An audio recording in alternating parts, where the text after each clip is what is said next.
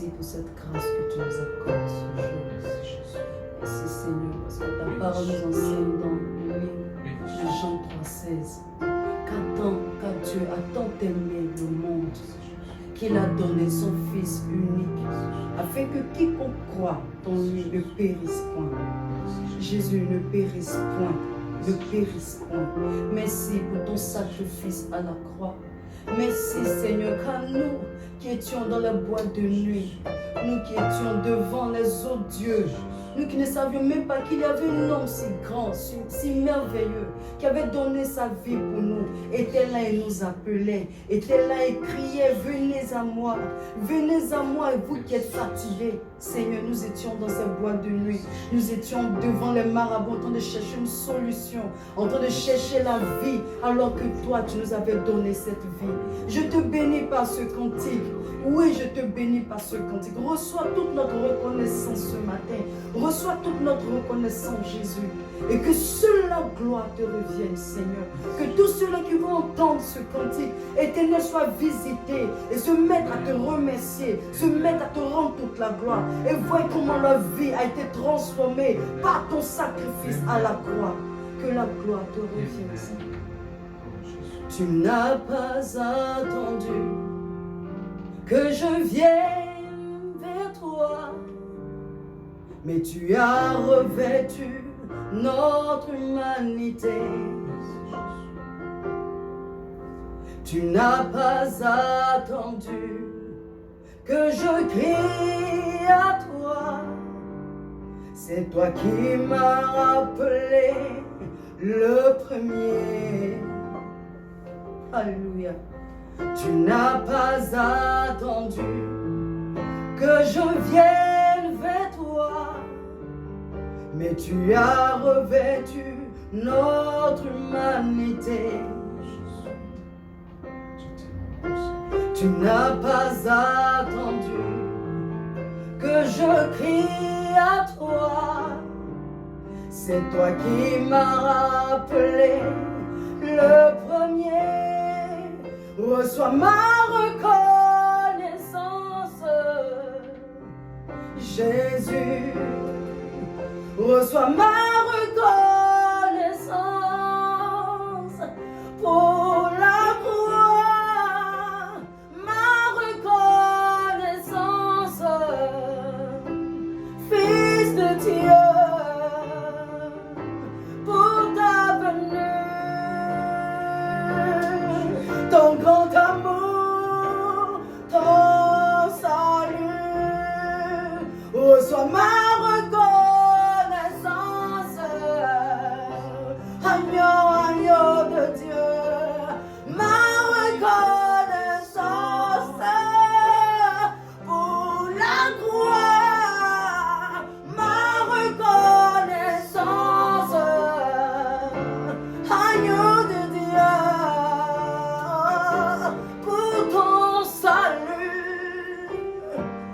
Ton grand amour et ta vie donnée pour nous, yeah, ta fidélité, ton grand amour, ta fidélité, ton grand amour, ta délivrance, Abashiki Amayonobre, Amayana Kevata Brekeva Shayondoroko, Nimaraya Namayontura Kevashe, Nimayata Rababa, et ton salut. Reçois ma reconnaissance. Alléluia. Nous sommes bénis et bénis et bénis et bénis. Dieu est fidèle. Notre Dieu est fidèle à sa parole. Il est fidèle à ses promesses. Il est fidèle. Il est tellement fidèle que sa fidélité doit être notre langage, doit être le battement de notre cœur, doit être notre souffle. Partout où nous sommes, nous devons rendre témoignage de sa fidélité. Quand j'entends ce merveilleux chant qui parle de l'amour du Seigneur, qui n'a pas attendu que nous soyons les premiers à faire le pas, mais qui est venu comme un père plein d'amour, comme une mère remplie d'affection, comme un parent fidèle, le premier vers nous, pour prendre de nos nouvelles et constater que nous sommes dans le péché, nous sommes dans le mal. Et il a défini son plan merveilleux avant la fondation du monde pour nous apporter ce salut.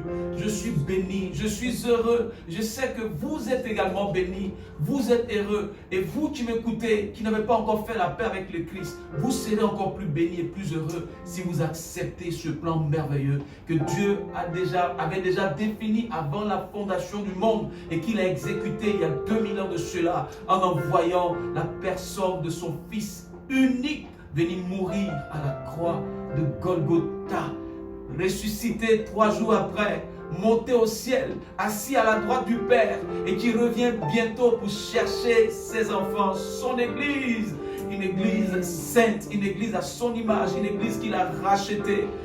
Frères, sœurs, nous sommes bénis et nous n'arrêterons pas de répéter que nous sommes bénis parce que c'est une vie que nous vivons au quotidien. La paix que nous avons en Christ, la joie que nous avons en Christ, le salut que nous avons en Christ, personne ne peut nous l'apporter.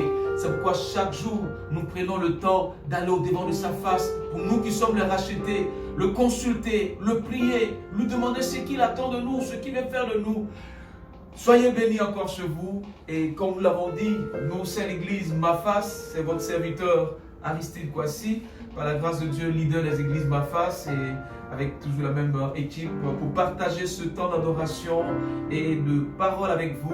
Siméon Yao à ma droite et puis bien sûr Tori Evelyne avec toute l'équipe technique qui est derrière. Que Dieu vous bénisse. Nous allons passer une dizaine de minutes ensemble et nous croyons que cela c'est vraiment sous de bénédiction. Mais avant cela, pourquoi ne pas encore lui dire merci pour tout ce qu'il fait pour nous, pour tout ce qu'il a déjà fait pour nous. Et même si nous pensons qu'il n'a rien fait, c'est important de lui dire merci. Chantons encore ensemble. Seigneur notre Dieu, tu es glorieux. Nous t'adorons et nous t'aimons. Que ton règne s'établisse sur la terre et que ton peuple proclame ta grandeur. Seigneur notre Dieu, tu es glorieux. Nous t'adorons et nous t'aimons. Alléluia. Que ton règne s'établisse sur la terre, que ton peuple proclame ta grandeur. Nous te bénissons, Dieu tout-puissant. Tu es vivant et tu reviens. Nous te bénissons, Dieu tout-puissant. Ton règne est éternel. Nous te bénissons, Dieu tout-puissant. Tu es vivant et tu reviens. Nous te bénissons, Dieu tout-puissant. Ton règne est éternel. Ton règne est éternel. Alléluia, alléluia, alléluia, alléluia, alléluia. Christ n'a pas changé. Il est le même hier, aujourd'hui et éternellement. Il est le même qui a été fidèle à nos pères dans la foi. Il a été fidèle à nos ancêtres dans la foi. Dans l'Ancien Testament, il a été fidèle à nos pères les apôtres qui ont marché sous la grâce. Il nous sera également fidèle. Soyez encore bénis. Et nous allons bien sûr partager la parole du Seigneur. Mais ma prière que vous soyez bénis et que sa grâce demeure avec puissance et force sur vous et que le Saint-Esprit ouvre notre intelligence à tous, à moi-même qui suis le canal, afin de saisir cette parole et qu'il ouvre, touche nos cœurs et que ce soit des cœurs de chair sensibles à sa parole. Nous allons aborder un sujet très important, comme bien sûr tous les sujets qui sont liés à la parole du Seigneur. Et nous croyons que ce sujet viendra encore apporter un plus dans votre marche avec le Seigneur, dans votre vie chrétienne. Et c'est pourquoi nous allons ensemble lire, accueillir la merveilleuse parole du Seigneur qui est donc la Bible, dans Genèse, le chapitre 45. Nous allons lire du verset 5 au verset 8. Et je fais très rapidement la lecture. Maintenant, et là c'est Joseph qui parle, il dit « Ne vous affligez pas et ne soyez pas fâchés de m'avoir vendu pour être conduit ici. » Et il ajoute « Car c'est pour vous sauver la vie que Dieu m'a envoyé devant vous. Voilà 2 ans que la famine est dans le pays. Et pendant 5 années encore, il n'y aura ni labour ni moisson. Dieu m'a envoyé devant vous pour vous faire subsister dans le pays et pour vous faire vivre par une grande délivrance. Ce n'est donc pas vous qui m'avez envoyé ici, mais c'est Dieu. Il m'a établi père de Pharaon, maître de toute la maison et gouverneur de tout le pays d'Égypte. Nous sommes bénis par cette parole d'encouragement. Nous allons traiter un thème en quelques minutes qui est le suivant. Nous parlerons donc d'une vie victorieuse, même quand la situation nous est étrangère, nous est hostile. Et dans le texte ici que nous venons de lire, il s'agit d'un homme dont vous connaissez certainement l'histoire. Et je pense qu'on ne finira jamais de presser sur Joseph. Parce que la Bible nous enseigne qu'il a souffert pratiquement pendant 13 ans. 13 ans où il a fait la prison, 13 ans où il a eu l'opportunité de sortir de l'épreuve à travers la femme de son maître qui a insisté à ses pieds et qui allait jusqu'à l'accuser faussement parce que le jeune homme a refusé de se soumettre aux propositions de la femme de Potiphar. Joseph a eu cette opportunité pour mettre fin à sa souffrance, mais il a refusé parce que nous l'avons dit le dimanche lors de notre culte, que l'opportunité n'est pas toujours la volonté du Seigneur. Elle ressemble souvent à la volonté de Dieu, mais lorsqu'une opportunité se présente à nous, il faut prier. Et donc l'homme spirituel qui est Joseph, et nous découvrons sa spiritualité dès le commencement de son histoire. La Bible nous dit quoi? À partir, son histoire commence autour de Genèse. Je retrouve mon texte très rapidement. Genèse, voilà le chapitre 37 au chapitre 47. Vous pourrez comprendre mieux l'histoire de Joseph. Et dès le commencement de son histoire, il a été vendu par ses frères. À cause de quoi? La Bible précise, à cause de ses rêves et de ses paroles. Il avait des paroles de sagesse. Il avait des paroles éclairées par le Seigneur, guidées par le Seigneur. Je pourrais dire même inspirées par Dieu. Au point où quand l'enfant parlait, ça dérangeait ses frères. Il faisait le bon rapport à son père pour parler du mauvais comportement de ses frères. Et ses frères n'ont pas à supporter cela. Donc il a été haï à cause de ses rêves et à cause de ses paroles. 2 éléments qui témoignent effectivement que cet enfant avait une grande destinée et était appelé à être un leader.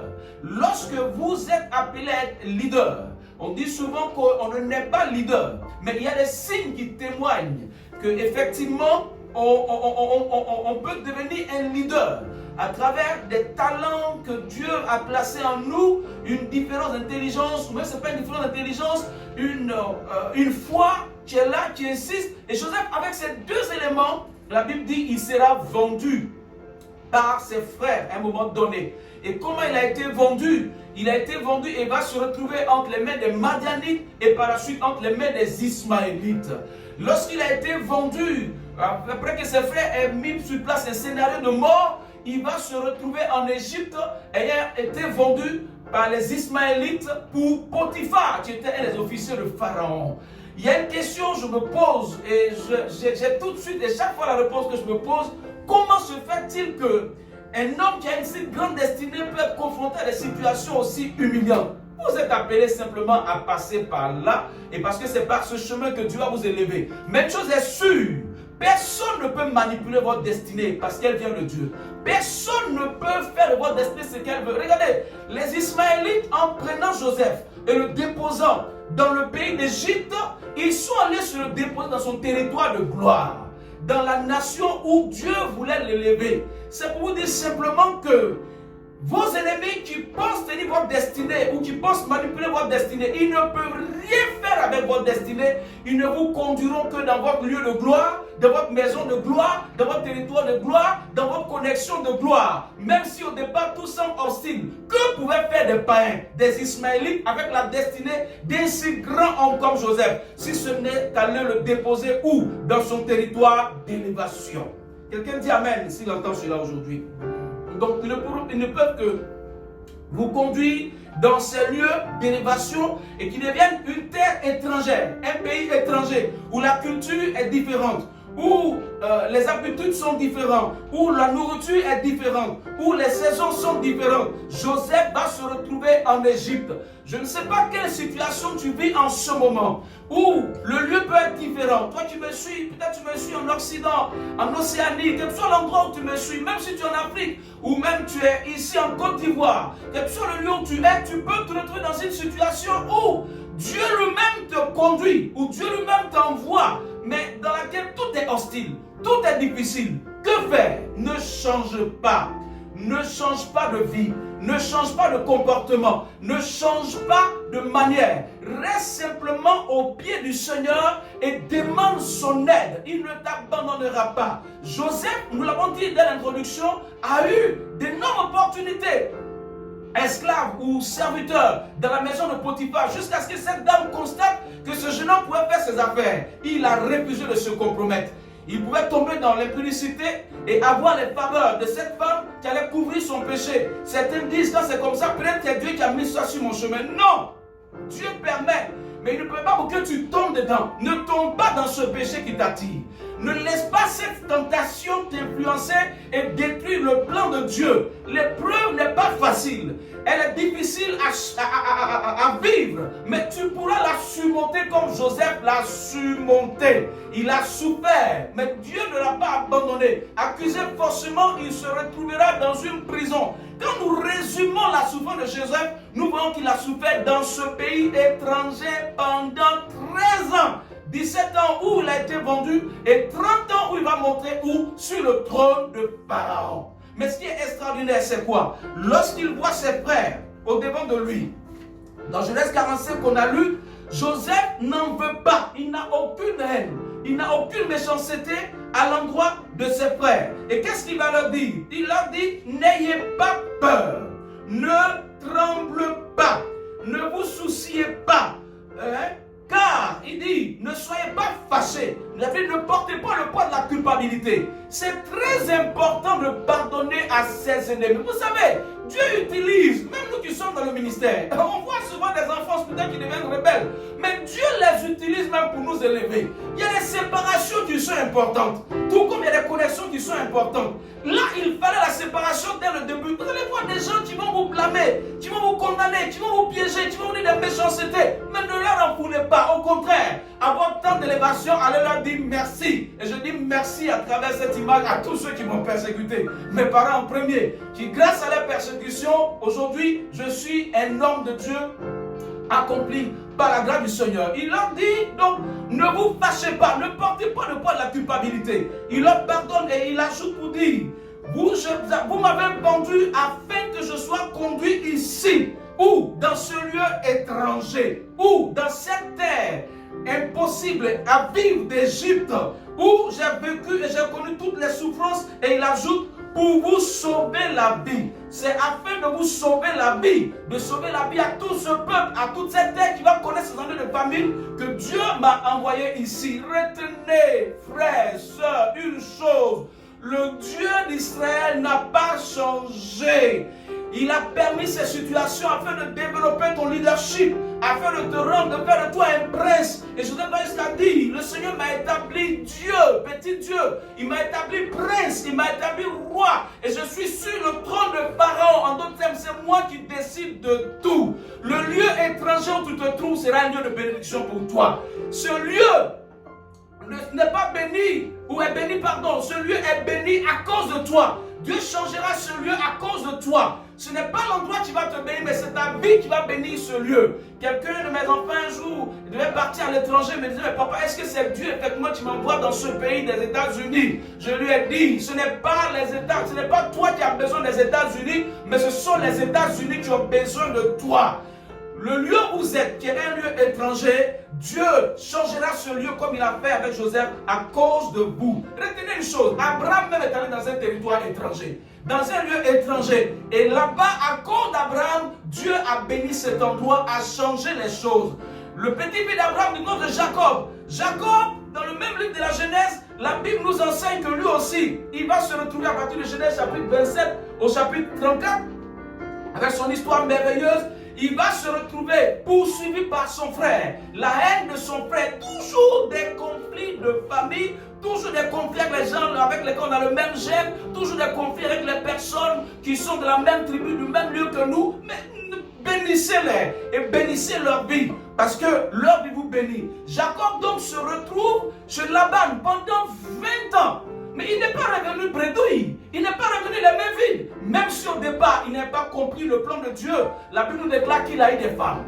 En plus des femmes, il a eu des enfants. En plus des enfants, il a eu des trésors. Et quand il revenait, il a été rencontré par l'ange de l'Éternel qui est venu la nuit, qui a saisi Jacob et qui a guéri la destinée de Jacob. Et qui a dit à Jacob, on ne t'appellera plus Jacob, mais parce que tu allais et que tu reviens, le lieu où tu pars, Dieu t'envoie dans cet endroit pour accomplir encore de nouvelles choses, on t'appellera Israël. Celui qui a lutté avec l'épreuve et qui a triomphé de l'épreuve. Celui qui a lutté avec les épreuves que Dieu lui a imposées, qui a triomphé de l'épreuve. Notre vie ne s'arrêtera pas parce que l'épreuve ne vient pas pour nous écraser, mais elle vient au contraire pour une formation afin que Dieu nous élève. Ce lieu étranger, c'est ton école. Cette situation étrangère est ton école. Cette famille dans laquelle tu te trouves est ton école. Cette relation dans laquelle tu te trouves est ton école. Tu ne seras pas maudit dans cet endroit si tu sais écouter le Seigneur. Mais au contraire, tu seras pleinement béni. Réponds Amen. Et tu verras la main de Dieu transformer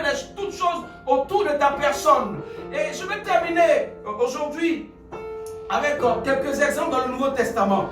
Lorsqu'on lit le Nouveau Testament, la Bible nous parle dans Matthieu le chapitre 15, à partir du verset 21, d'une femme syro-phénicienne, une femme étrangère, qui se retrouve dans un pays étranger qu'on appelle Israël. Et elle y vivait peut-être, mais nous sommes sûrs, elle a franchi ce territoire. Elle apprend qu'un homme du nom de Jésus-Christ de Nazareth ressuscitait les morts, guérissait les malades et rien n'était impossible à cet homme. Elle approche cet homme pour lui poser une situation. Elle est syro-phénicienne, Syrie-Phénicie. Vous comprenez, une étrangère qui se retrouve dans un pays étranger. Et elle dit à Jésus, est-ce que tu peux soigner mon enfant? Est-ce que tu peux prier pour mon enfant? Jésus lui dit une parole de sagesse, que la nourriture que j'ai est pour Israël. La guérison que j'ai est pour seulement Israël. Parce que selon l'Écriture, Christ est venu apporter d'abord la bonne nouvelle aux Israélites et qui, donc après la mort de Christ, à travers ses apôtres, devait apporter cette bonne nouvelle à tout le monde entier. Jésus lui dit, on ne donne pas la nourriture des petits-enfants aux chiens. Et la femme répond ceci en disant, les petits-enfants dont tu parles, nous les étrangers, elle le dit par la foi, nous mangeons les miettes qui tombent de la table des petits-enfants. Frère, Jésus dit, femme, tu as une grande foi. Il est étonné de sa foi. Votre foi va vous sauver. Quelle que soit l'hostilité, quel que soit le temps, quel que soit le lieu, tout ce qui vous est étranger, qui peut-être paraissent vous écraser, même si c'est un diplôme que tu es en train de préparer, si c'est un concours que tu es en train de faire, que tu ne maîtrises pas les choses, quel que soit ce que tu feras qui t'est étranger, aie confiance en Jésus-Christ et Jésus-Christ seul, et il sera lui-même l'auteur de ton succès et de ta réussite, comme ce fut le cas de cette femme. La Bible nous parle du centurion également, qui n'a pas voulu que Jésus aille dans sa maison pour sauver la famille, mais il a dit qu'il veut simplement que Jésus prononce une parole. Et Jésus va dire dans Luc le chapitre 7, même en Israël, même sur le lieu où je me trouve, je n'ai pas trouvé une foi comme ça. Tu seras l'exception dans la nation où tu te trouves. Tu seras l'exception dans ce foyer où tu te trouves. Tu seras l'exception dans cette maison où tu te trouves. Tu seras l'exception dans cette relation où tu te trouves. Tu seras une exception si tu as confiance dans le Christ. Joseph a eu confiance. Il a pris la main de Dieu. Dieu l'a établi roi d'Égypte. Quelqu'un dit Amen. Il est le Dieu qui change les situations. La femme syro-phénicienne a expérimenté le miracle. Et oui, le centurion a expérimenté le miracle des étrangers. Et un autre centurion dont je veux parler, la Bible parle de Corneille, un étranger qui a vécu pratiquement une deuxième Pentecôte. Après la grande Pentecôte de Jérusalem, c'est à Césarée que la deuxième chose va se passer. Comme une deuxième Pentecôte. Pierre arrive sur la base d'une révélation chez un étranger et il voit des étrangers, des gens considérés comme des païens en train de parler de Jésus, de témoigner de Jésus. Il annonce l'évangile en quelques minutes et la Bible nous dit que les gens commencent à manifester des dons spirituels. Pierre dit, est-ce qu'on peut refuser le baptême à ces personnes? Ta vie va ébranler les doctrines. Ton ministère va ébranler les doctrines. Ton témoignage va ébranler les doctrines. Oui, tes parents vont ébranler les doctrines, vont changer toutes choses, vont bouleverser toutes choses, vont changer les lois. À cause de toi, les lois vont changer. Quel étranger peut monter sur le trône de Pharaon? Il n'y a que celui qui paye le prix que le Seigneur peut monter sur le trône de Pharaon. Quel étranger peut goûter au don, à la puissance de Dieu? Il n'y a que Corneille, il n'y a que la femme syro-phénicienne et bien d'autres personnes encore. Je vous dis la vérité, si vous croyez en cette parole, si vous croyez en cette parole, les hostilités, les choses étranges, ou l'étranger, ou tout ce que vous avez vécu seront des occasions que le Seigneur saisira pour vous élever et vous serez une exception. Acclamez Jésus là où vous êtes. Et je prophétise miracle, je prophétise restauration. Tous ceux qui ont perdu la dignité, je prophétise la restauration. Tous ceux qui ont perdu la foi, je prophétise la restauration. Je commande un miracle. Ce qui est étranger qui est en train de détruire ta vie, si c'est une maladie, un corps étranger qui est venu, j'annule.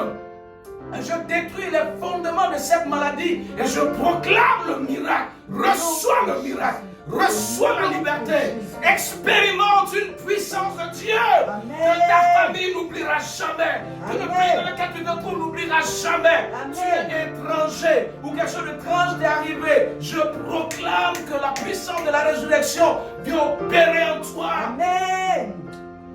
Des choses que ton esprit n'a pas imaginé. Recevez cette main de Dieu sur vous. Mais n'oubliez pas, à l'étranger, vous réussirez. Ce qui est venu te toucher ne t'emportera pas. Dieu est avec vous. Merci Saint-Esprit. Chantons ensemble. Pendant que vous chantez chez vous à la maison, pendant que vous chantez, vous adorez le Seigneur, une main de Dieu arrive sur vous.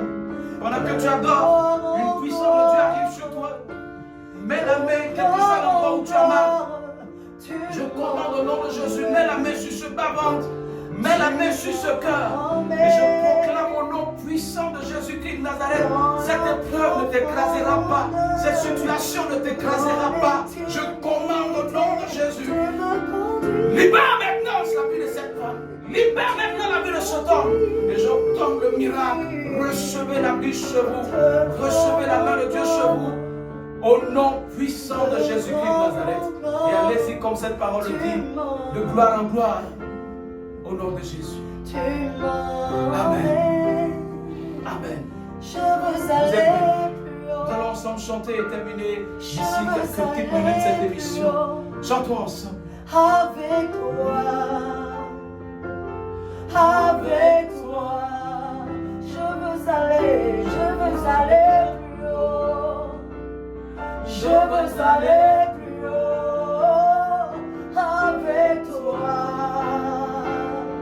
Avec toi, je veux aller plus haut. Je veux aller plus haut. Avec toi, je veux monter